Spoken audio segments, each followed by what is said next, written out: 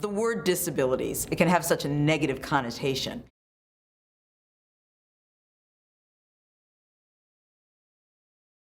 But what I like to remind my kids of, and they remind me of this actually, is that there's a flip side to the disabilities coin. So for every area in which they struggle, there's something that they're really good at. I have written about 30 books for children, and most of my books have to do with African American subject matter.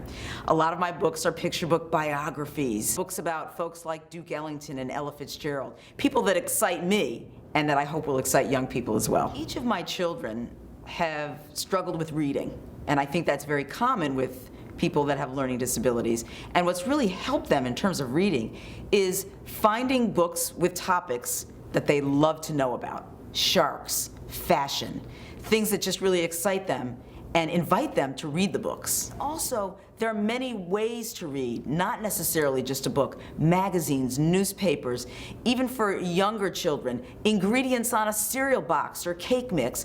Those are all forms of reading that can be fun and interesting for young folks. We really love to read together as a family.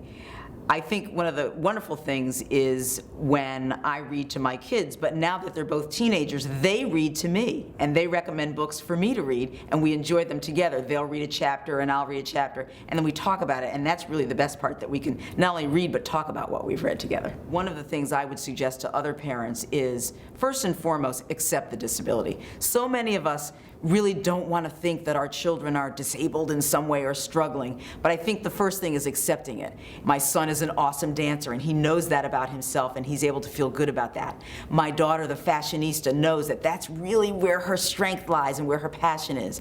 And I think that's true of anybody with any kind of talent or disability. Really knowing what you're good at and being able to focus on that, that's the fun of it.